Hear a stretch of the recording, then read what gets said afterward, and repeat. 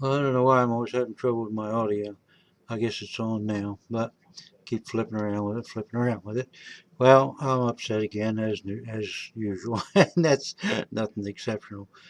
But I was just um, had to say something that you remember the movie Terminator.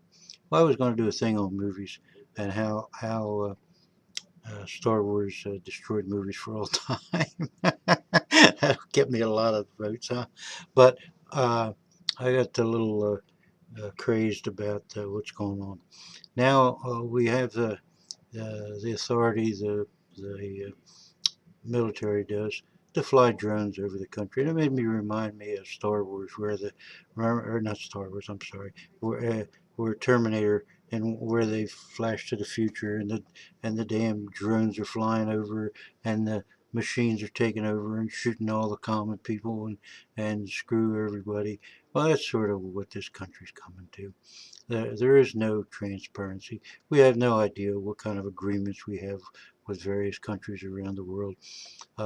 We have allowed ourselves to be drugged into this tempting and tempting and tempting war with Iran, and they want to shut off all the spigots on the oil coming out of Iran, and none of that oil comes to us, so we don't care because it's not our spigots. But what it's going to do is going to drive the price of oil up. It's going to drive the price of oil up in a hurry and a lot. And you're going to see $5 gasoline for the summer, and that's going to affect our economy and the whole damn world's economy. Why? To try to prevent Iran from getting a bomb, which everybody knows the Israelis have hundreds of them. This is such a criminal act that in any other theater we'd be the ones drug off to the Hague and tried for war crimes.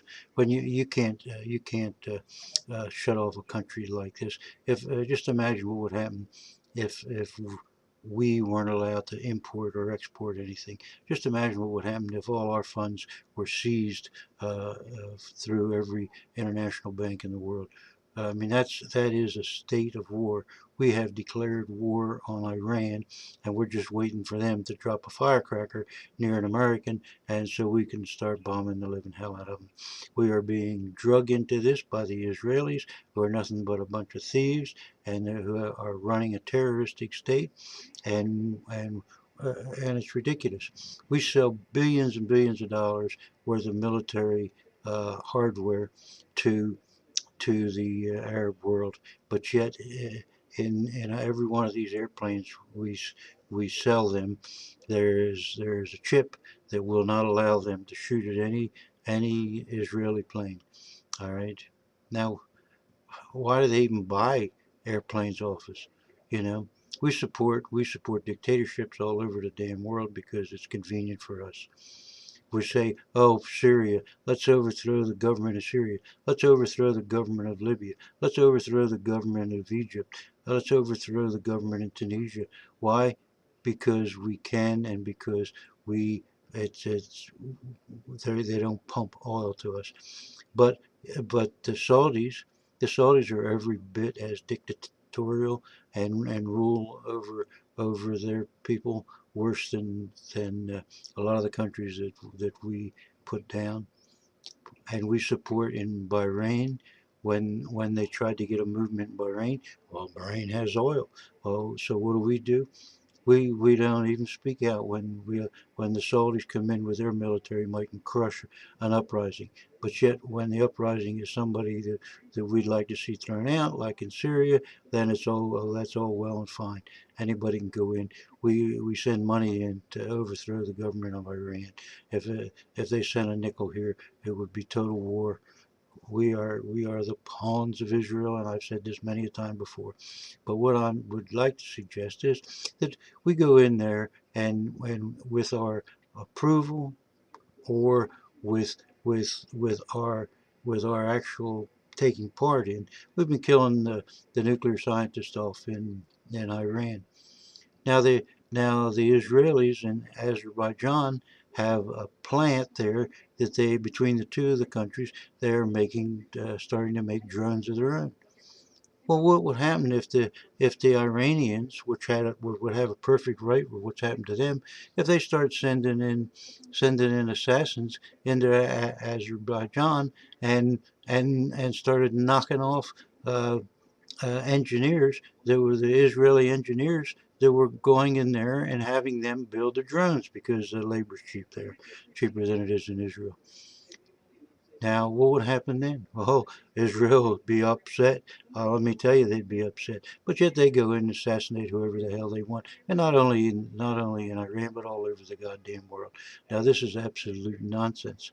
We're building every country's going to have drones. We're going to be it's going to be 1984, but with drones.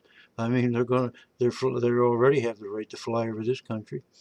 The military has the right now, with the National Defense Authorization Act, to come down to my cellar and pluck me out of here. They have the right to pluck you out of here. And then until somebody does a whole bunch of crap about this, and you say, "Oh, well, I'm not doing nothing. They're not going to come get me," right? That's what the Jews thought in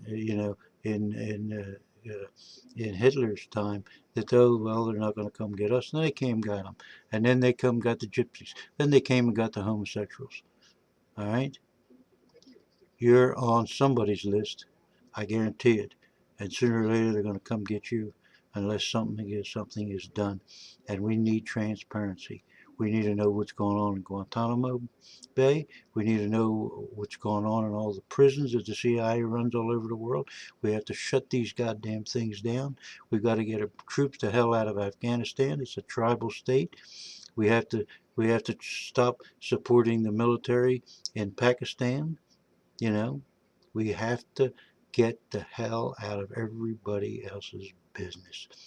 And and the further and the deeper we get into this is the deeper we're going to find that we're in it ourselves, and the more drones are going to be brought home and fly over this country and look in at what you're doing, look in what I'm doing, and they look into what's going on the internet. And before you know it, you get some crazy nutcase like Santorum or somebody in there as president, and they make it not only illegal to have gay marriage, but they make it illegal to be gay, or they make it illegal for Muslims to worship. Or you get some nutcase like Gingrich that says, "Oh, I support the First Amendment and all this crap," and then he protests. He said it would be crazy to allow some Muslims to have a mosque 4 blocks away from Ground Zero, like it was all the Muslims' fault. I listen. I wouldn't want any church, any synagogue, any mosque, any ashram, anything in my neighborhood because I think they're all fucking crazy. But they have a right under the Constitution. So if they wanted to build next to me, there's nothing I can do about it. Let them build. And I wouldn't give a shit whether it was a synagogue or a mosque or a church. They're, as I said, they're all nuts, and I wouldn't want any of them in my neighborhood. But it's the Constitution, so they have a right to be there. And for somebody that claims that he left his first wife because he thought it was patriotic, now that he ever heard such nonsense in your life, for him to then step down and say they don't have any right to build someplace is absolutely ridiculous. This country is going further and further in the hole. And why? Because there is no transparency now. We won't know for 50 years just what the fuck is going on right now with our government. And by that time, it's going to be too late. Now, this is a silver channel, so I'll say maybe this is a good time to buy silver. Silver's up a little, but what the hell? It's got to go up more. The only thing that can keep it from going down uh, now is, well, the thing that can force it down is for the manipulators to come in again, which they do. They sell more silver, paper silver in one day than is mined in the whole friggin' year. But the thing that can really ruin us is a world recession. And the thing that can get us into a world recession is involvement with Iran. Something goes wrong, some mistake is made, and they shut off the Straits of Hormuz.